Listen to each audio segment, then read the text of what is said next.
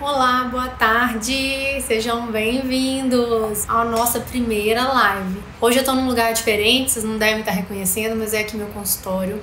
E eu tava atendendo hoje à tarde para eu conseguir cumprir com vocês esse compromisso. Eu simplesmente tive que adaptar a minha rotina e a gente vai ter que se acostumar com esses imprevistos, porque é muito difícil às vezes para mim conseguir conciliar horários para sempre estar aqui online nos horários que a gente combinou, tá? Então, só para relembrar hoje, um aquecimento para a nossa semana da cosmetologia. E o primeiro tema que eu escolhi para hoje, gente, vai ser a avaliação estética da pele para procedimentos. Então, hoje eu vou te mostrar, vou te ensinar 4 princípios de uma avaliação de pele voltada para procedimentos estéticos. Qual que é a diferença disso? Nós vamos entender já já e eu vou explicar para vocês. Dentro da avaliação da pele, a gente tem várias classificações, tem várias possibilidades de avaliação no exame clínico, mas hoje nós vamos falar muito aprofundado da avaliação da pele para procedimentos. Quais procedimentos, por exemplo, a gente pode fazer em que tipos de pele? Então, peeling, intradermoterapia, até a limpeza de pele, microagulhamento, são aqueles procedimentos que a gente faz no dia a dia do nosso consultório, que a gente precisa avaliar uma pele adequadamente para poder conseguir definir quais são esses procedimentos, qual o mais adequado para cada tipo de pele. Então, a primeira coisa, o primeiro princípio é porque você precisa seguir um passo a passo lógico para poder definir qual vai ser o procedimento que você vai fazer. Se você não segue essa ordem, se você não segue uma ordem de raciocínio lógico, uma ordem que é hierarquicamente correta, o que quer dizer isso, Camila? Se você pula um passo na frente do outro, se você atropela as etapas, você acaba às vezes deixando passar uma informação importante que às vezes pode fazer errar na hora do procedimento e aumentar as suas complicações. Por isso que é tão importante, por isso que eu insisto tanto em falar que a gente não pode negligenciar a avaliação estética. E aí a primeira coisa, os 2 primeiros princípios são teóricos. O primeiro é perguntar sobre o passado dessa pele, para você ter ideia de, por exemplo, como que essa pele reage a procedimentos estéticos. Então, se já fez algum procedimento antes, se já fez algum peeling, né? Se já fez algum tipo de procedimento estético como botox, preenchimento. Isso vai te falar muito sobre a pele. Inclusive, se é um paciente também disciplinado, se é um paciente preocupado em cuidar da pele, se é um paciente que cuida com protetor solar, que faz algum tipo de tratamento noturno, né, que usa algum tipo de creme rejuvenescedor. Então, tudo isso você vai saber a partir da primeira pergunta que você faz na avaliação de pele desse paciente.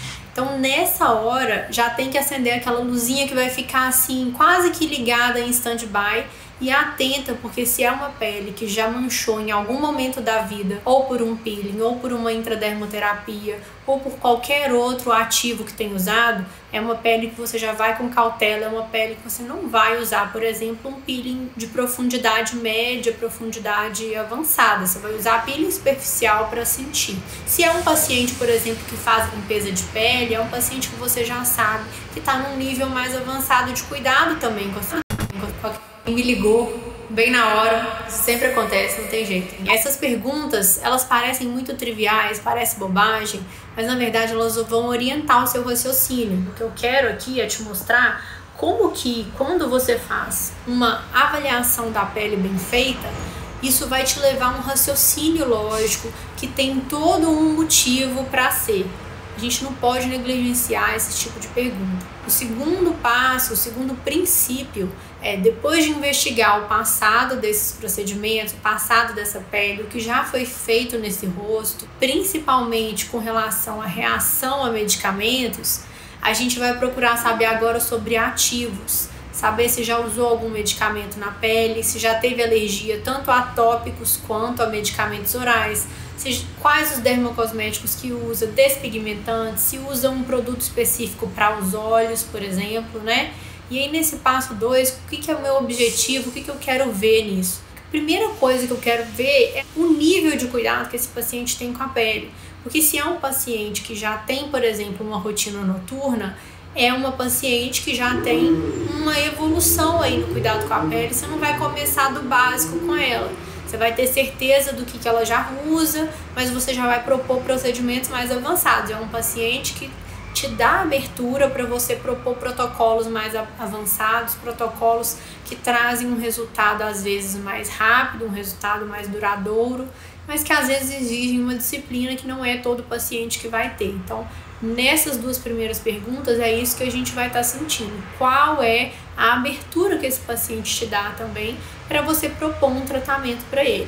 E aí, nesse mesmo princípio número 2, a gente vai perguntar sobre alergias a qualquer outro medicamento, qualquer outro tópico que já tenha usado e algumas doenças prévias que também vão fazer muita diferença no procedimento. Por quê? Eu falei isso na minha live passada, a gente estava falando de como a gente pode otimizar o nosso procedimento e eu falei, gente, sempre pergunta para o paciente se ele tem alergia a ácido salicílico. Porque o ácido acetilsalicílico é um princípio que é similar ao ácido salicílico que a gente usa para a pele, a gente usa muito para controle de oleosidade, para controle de acne. Se esse paciente tem alergia a esse, por exemplo, você não vai poder fazer um peeling de ácido salicílico. E o ácido salicílico a gente usa em muitas combinações de ativos também. Tem na vitamina C, a vitamina C da La Roche, que eu sou apaixonada, ela é a melhor vitamina C que eu já vi na vida. Mas é uma vitamina C que tem ácido salicílico. O paciente que tem alergia não pode usar, né? Você vai irritar a pele dele, vai traumatizar, isso pode trazer um malefício para o paciente. Então são coisas muito bobas que, se passadas batidas, vão virar enormes problemas na sua vida. Então sempre pergunta para ele, sempre pergunta para o paciente que tipo de alergia que tem. Outra coisa que é muito importante, que eu sempre falo, pelo amor de Deus, não esqueçam essa pergunta na hora de fazer a sua anamnese, se o paciente já teve herpes alguma vez na vida. Por que herpes, gente? O herpes, o vírus da herpes, ele fica inativado no nosso organismo. Ele está completamente adormecido. Em alguns momentos, ou por algum estresse, ou por algum estresse emocional, ou por algum outro estresse, por exemplo, inflamatório, se você faz um peeling, se o paciente tem às vezes uma gripe forte, se às vezes está passando por um momento de, igual agora na pandemia, um momento de estresse absoluto, isso leva a uma queda na imunidade do paciente e aí o vírus faz com que aquelas lesões eclodam. Muitas vezes as lesões aparecem no rosto e essas lesões podem aparecer nos pós-procedimentos. E aí o paciente vai ficar extremamente chateado com as lesões que vão aparecer. Então, se o paciente já teve essas lesões alguma vez na vida, o que você pode fazer? Ou você pode orientar o seu paciente a procurar, por exemplo, um médico para tomar um remédio para prevenir, né, que é o aciclovir, valaciclovir, qualquer antiviral para prevenir que essas lesões eclodam bem no momento do seu procedimento. Normalmente, 2-3 dias depois do procedimento, vai acabar aparecendo a lesão. E aí são lesões dolorosas, são lesões que incomodam. Imagina, por exemplo, você fazer um preenchimento labial, que já aconteceu inclusive comigo, e a paciente esqueceu de me falar, ela esqueceu que ela já tinha tido herpes zoster e eu de fato perguntei, e às vezes isso acontece, por isso que é importante você perguntar com muita ênfase, né? Depois de 3 dias ela me ligou e falou, olha, eu tô com coceirinha aqui, mas eu acho que é alguma coisa que eu já tive alguma vez na vida, enfim, e eu já pensei, falei, herpes, com certeza, eu passei a medicação pra ela, a gente conseguiu encurtar o tempo de sintomas e as vesículas, que são vesículas bem dolorosas, elas não eclodiram. Então a gente conseguiu encurtar o tempo de sintomas, mas mesmo assim a paciente teve e eu fiquei extremamente chateada porque era um preenchimento labial. Imagina só, né? A gente não consegue nem ver o resultado estético no começo por isso. Então, são perguntas bobas de novo. A gente tem muita mania de, quando a gente está evoluindo a nossa carreira, de sempre negligenciar aqueles conceitos básicos. Gente, não façam isso, não façam mesmo, não atropelem as etapas. Terceiro princípio, então, é a classificação da pele em si, que é aquilo que eu falei para vocês. Hoje a gente vai classificar voltado para procedimentos. Então, por que essa classificação é importante, que eu vou falar para vocês agora?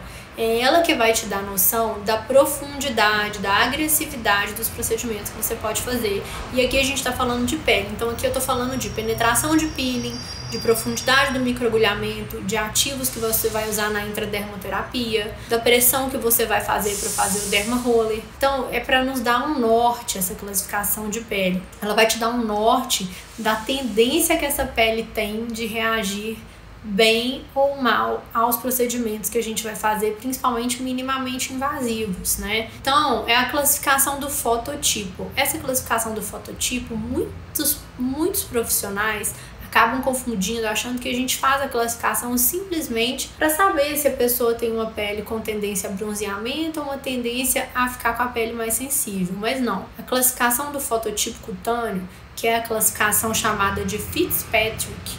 Fitzpatrick é o sobrenome de um norte-americano, um médico norte-americano que criou essa classificação para dar uma ideia para vocês, para dar uma ideia para nós profissionais de como a pele tende a reagir quando ela é estressada de maneira a formar manchas. Então ele vai te dar uma ideia de uma pele que tende a manchar pouco, uma pele que tende a manchar muito, uma pele que não tende a manchar. Isso é muito legal. Se você parar para... Eu fico viajando às vezes nessas classificações, porque se você parar para pensar, classificar uma pele parece muito simples. Você vai pegar a tabela de Fitzpatrick e olhar lá quais são as características do fototipo 1, por exemplo. Então minha paciente é fototipo 1.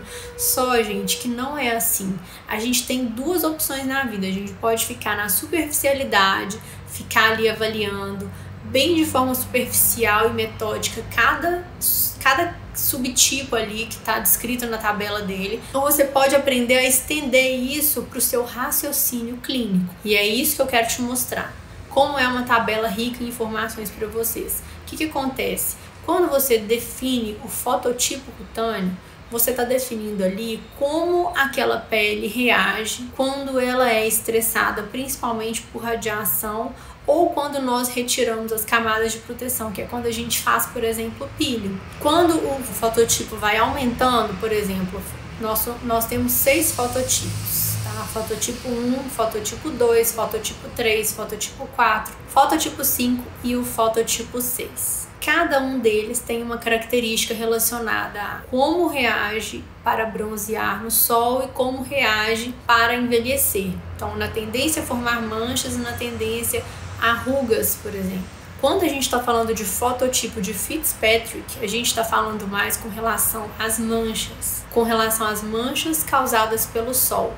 Mas quando você estende isso para a sua prática clínica, você consegue entender que algumas peles que têm tendência a manchar no bronzeamento tomando sol são as mesmas peles que têm tendência a manchar no consultório fazendo um peeling, fazendo um procedimento com você. Então é aí que você vai extrair aquela capacidade de prever complicações, que é o que eu sempre falo. O profissional que está na frente não é nem sempre o profissional que tem mais certificados na parede ou o profissional que já fez milhões de cursos fora do país. É o profissional que é capaz de prever as complicações e simplesmente evitá-las. Porque saber resolver também é uma obrigação nossa, saber resolver. Mas quando você consegue evitar, gente, você evita uns transtornos na vida do paciente, uma dor de cabeça para você. Então, eu recomendo de verdade que você sempre comece a classificação da pele na sua avaliação pelo fototipo de Fitzpatrick. São 6 fototipos, como eu falei para vocês, e os extremos são fototipo 1, uma pele branca, e o fototipo 6, que é o mais assim raro de todos, que é a pele mulata. Hoje, nem no Brasil, a gente com essa miscigenação toda, é muito difícil você achar uma pele fototipo 6 mesmo. Normalmente, as pessoas com pele negra que a gente tem costumam ser fototipo 5. Fototipo 6 é mais mesmo os africanos, aquela população que não teve miscigenação, que tem a pele mulata mesmo. Depois eu vou mostrar para vocês a classificação em si, porque a gente não vai ficar falando aqui de cada fototipo separadamente.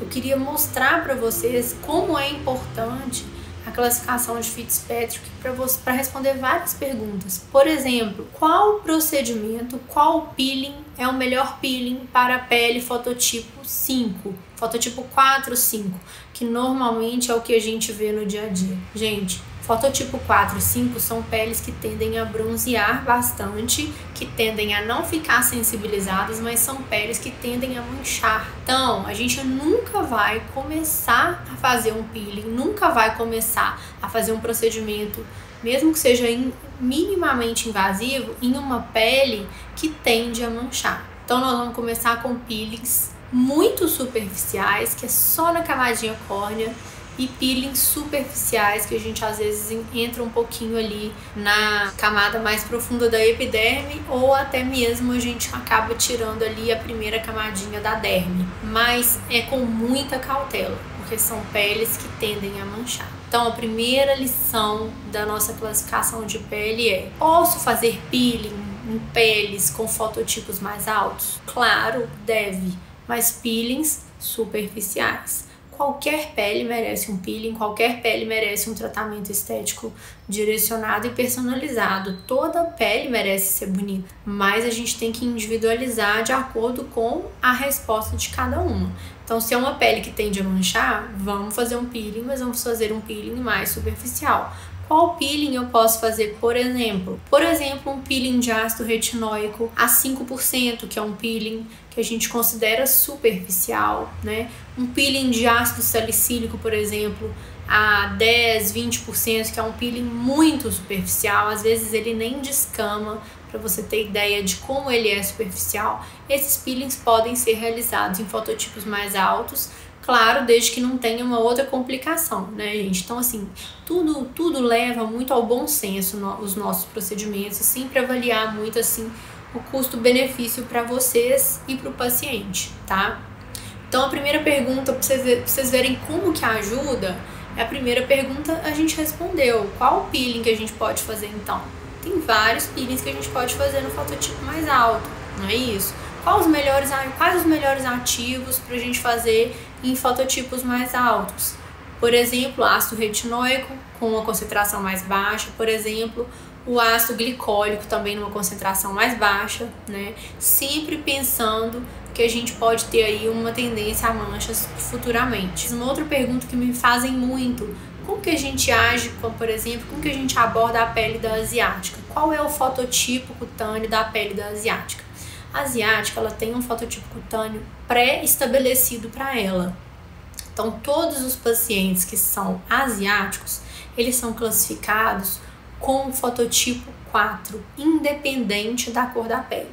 Então, pode ser um asiático mais amarelado, um asiático mais com a pele um pouco mais branquinha. Todos eles são fototipo 4. Por quê?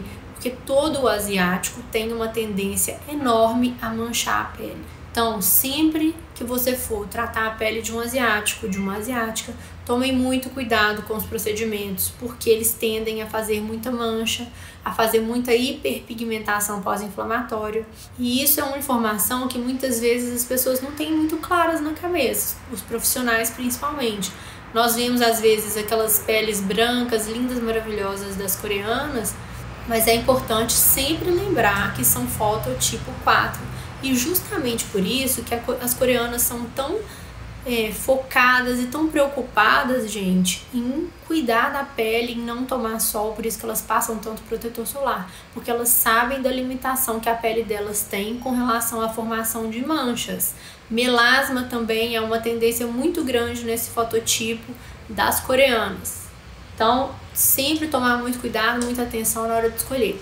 Pode fazer procedimento nelas? Obviamente, claro, vamos fazer procedimento, gente. Pele bonita é pele que é cuidada. Nenhuma pele é bonita porque nasceu bonita. Não existe isso. Uma pele para ser bonita, para ter poros fechadinhos, para não ter acne, para ser equilibrada, é uma pele que é cuidada e trabalhada. Todos os dias em casa a pessoa tem que cuidar, e a gente que tem que mostrar isso para o paciente. O paciente não sabe. O paciente acha que ele vai fazer 40, 45 anos e vai bater no nosso consultório começando a perceber os sinais de envelhecimento e a gente vai conseguir resolver. Nós vamos conseguir melhorar a pele deles, vamos conseguir melhorar as rugas, temos várias alternativas.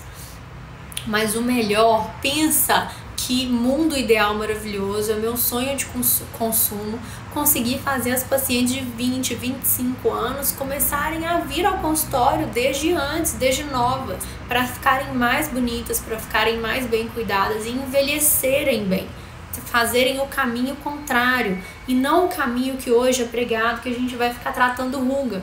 Tratar ruga resolve, mas não dá aquele envelhecimento, aquele embelezamento facial que a gente quer ver as pacientes envelhecendo bem, né? E que é o diferencial do profissional hoje da estética. É o profissional que consegue trazer esses pacientes para o consultório, é o profissional que vai conseguir fazer com que esses pacientes deem seguimento ao tratamento ao longo da vida. Esse é o nosso mundo ideal. E só cabe a nós, como profissionais da estética, começarmos a criar esse mundo. Nós que temos que levar a informação corretamente, nós que temos que mostrar para os pacientes que elas não precisam esperar, que elas não devem esperar todas aquelas alterações aparecerem e começarem a incomodar.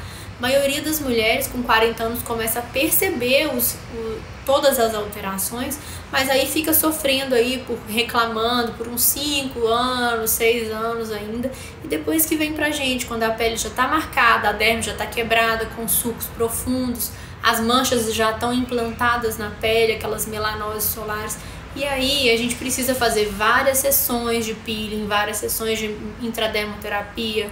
Às vezes precisa de fazer um botox, mas só o botox já não vai resolver mais. Então é muito mais difícil você tratar quando as alterações já apareceram. O ideal é a gente conseguir trazer esses pacientes antes. E é esse trabalho que a gente tem que fazer todos os dias. É isso que você tem que fazer nas suas redes sociais, é isso que você tem que fazer no seu dia a dia, estimular na sua casa. Começa do seu lado, na sua casa, com seu marido, com seu namorado, com seu primo, com a sua irmã, com a sua mãe, com seu pai. É tratando todo mundo. As pessoas têm que entender que cuidar da pele é igual cuidar do corpo, cuidar do cabelo, cuidar de si. Sem vaidade excessiva, mas que precisa ser cuidado todos os dias, né? Então vamos voltar lá na classificação da pele, que eu acabo me empolgando sempre com essas coisas, porque de verdade, é o meu sonho ideal conseguir fazer com que os pacientes venham desde cedo pra gente. Então, quando eu falo pra vocês que a gente consegue fazer procedimentos em pacientes desde o inicinho, gente, mesmo que sejam fototipos muito altos, eu quero mostrar pra vocês que não tem limitação. A gente precisa perder o medo, você precisa perder o medo de fazer peeling em fototipo alto. Não é o peeling, não é o fototipo que vai manchar. É o peeling que você vai fazer errado, é o peeling que você vai fazer no momento errado. Pode ser que com o seu segmento, com o seu acompanhamento, o seu paciente fototipo 4, fototipo 3, 4, consiga mais na frente fazer peelings combinados, peelings progressivos. Isso aí depende de você. Pode ser que ele consiga usar, por exemplo, um ácido mais forte em casa, mas isso vai depender de você começar do jeito certo. Se você for de cara fazendo um peeling profundo nesse paciente, ele vai manchar o rosto e não vai querer fazer mais procedimento nenhum. Então é por isso que a gente precisa classificar a nossa pele de forma adequada desde o início da nossa consulta. Aí está a importância de fazer a classificação do fototipo de Fitzpatrick e classificar nos 6 fototipos principais. Claro que aqui no Brasil a gente considera os 5 primeiros, sendo que o fototipo 1 também é mais raro, é o fototipo da europeia, é o fototipo que quase não tem melanina nenhuma, quase não tem tendência nenhuma a manchar, mas é uma pele também muito sensível que exige muito cuidado. Então, uma coisa que eu falei numa outra live passada e gerou também muitas perguntas: o que nós podemos fazer então para prevenir complicações nos pacientes que são fototipos mais altos? Nós temos várias estratégias para poder prevenir essas complicações, né? Então, a gente tem que pensar aqui no momento do procedimento, como o procedimento ele não começa no dia no consultório. O procedimento ele tem 3 etapas principais. É o pré-procedimento, então são os dias que vão anteceder esse procedimento, em que você vai fazer o preparo da pele desse paciente. Um preparo adequado. O que é esse preparo, Camila? Você vai preparar a pele do paciente para ele estar no momento ideal de fazer o procedimento no dia que for no seu consultório. Então a gente tem esses 3 momentos. O pré-procedimento, que é onde você vai fazer o preparo, e normalmente, idealmente 30 dias, mas eu considero 15 dias um tempo bom para você fazer um preparo adequado na pele dos pacientes. E aí a gente tem o dia do procedimento e a gente tem o pós-procedimento, que também é tão importante quanto ou até mais do que o dia do procedimento e do que o pré-procedimento. São 3 etapas de um procedimento que você não pode negligenciar. Você não pode fazer vista grossa, tá? Então, no pré-procedimento, que é o preparo, se é um fototipo mais alto com tendência a manchas, você vai ter que bloquear essas reações na pele do paciente.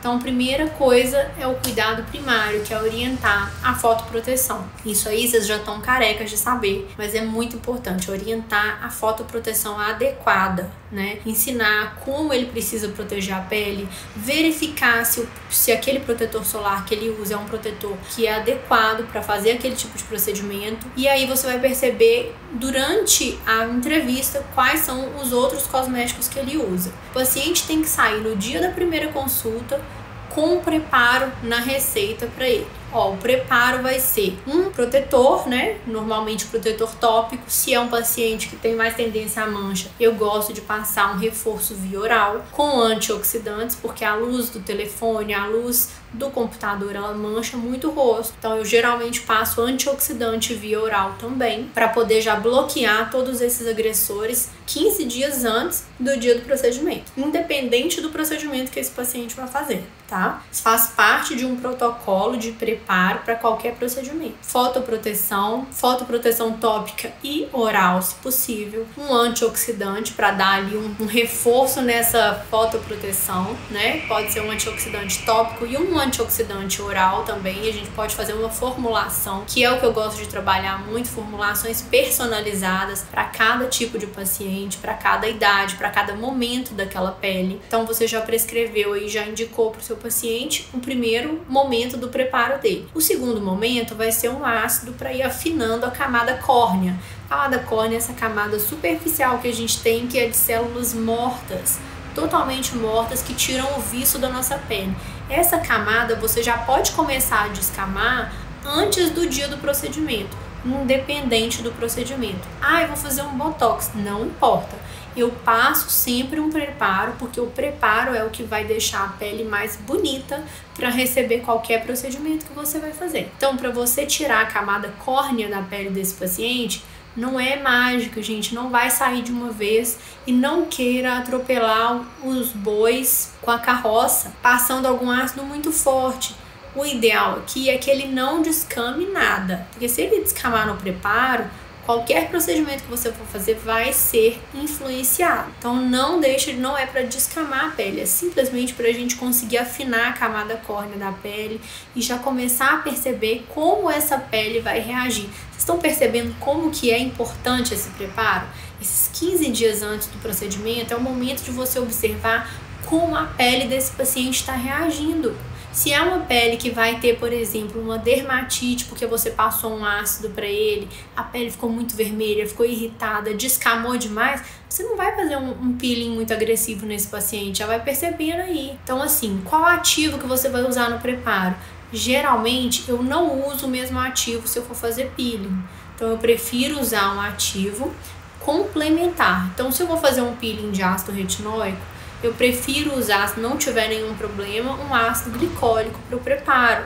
Eu evito usar o mesmo ácido para o preparo e para o dia do peeling ou para o dia do procedimento.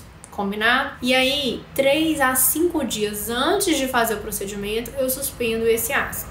Então, basicamente, o preparo ele é baseado em um produto para proteção da pele e um ácido para a gente poder estimular a renovação da camada córnea. Isso vai fazer com que o seu produto, com que o seu procedimento passe homogeneamente na pele, né? Seja entregue de maneira homogênea na pele, tá bom?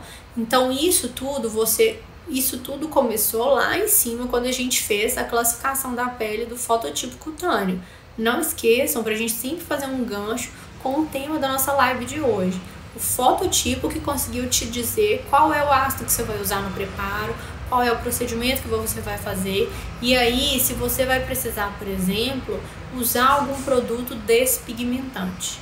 E aí agora a gente vai entrar, depois do dia do procedimento, que a gente já falou que vai ser um procedimento peeling, se for peeling superficial, se for microagulhamento, nós vamos tentar fazer um microagulhamento mais superficial, que também estimule o colágeno de assim, inúmeras maneiras, mas procedimentos que não vão ser muito invasivos e agressivos de primeira, combinado? O que acontece, gente?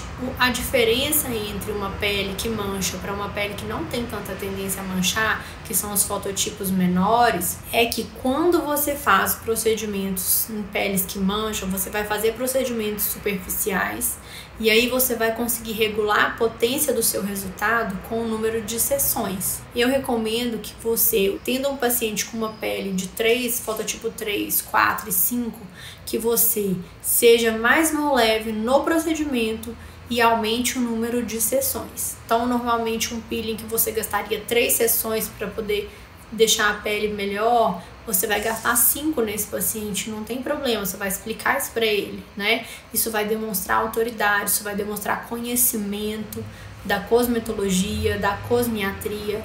Então, isso tudo vai mostrar para o paciente que você está preocupado com o resultado dele, que você quer que ele tenha o resultado melhor possível, mas também com segurança, que você não quer colocar em risco toda a pele daquele paciente simplesmente por um resultado de uma sessão de peeling, tá? E isso aí, gente, pode ter certeza. Às vezes pode ser que você negue fazer 1 ou 2 peelings no paciente, mas a maioria vai te valorizar por isso. Então anota isso, é importante. Fototipos mais altos, a gente faz procedimentos mais superficiais, mas a gente faz um maior número de sessões. Vai atingir um resultado maravilhoso, tenho certeza disso, tá? Isso não vai mudar. E aí você fez o procedimento, no pós-procedimento aí que vem o mais importante. Se é uma pele que é fototipo mais alto, você vai usar algum produto que possa diminuir a reatividade daquela pele, combinado? Então aí você pode usar, por exemplo, 3 a 5 dias depois do procedimento, algum despigmentante, para evitar que ele forme a hiperpigmentação pós-inflamatória. Então aí nesse momento, às vezes, no primeiro e no segundo dia, eu preciso às vezes usar um corticoidezinho de baixa potência tópico, principalmente se o meu objetivo for clarear alguma mancha. Eu também contei isso aqui em alguma live dessas. Eu sou o tipo de profissional e minha forma de pensar é a seguinte: se você tem um objetivo, você precisa seguir aquele objetivo. Camila, mas o corticoide, ele não diminui a nossa produção de colágeno?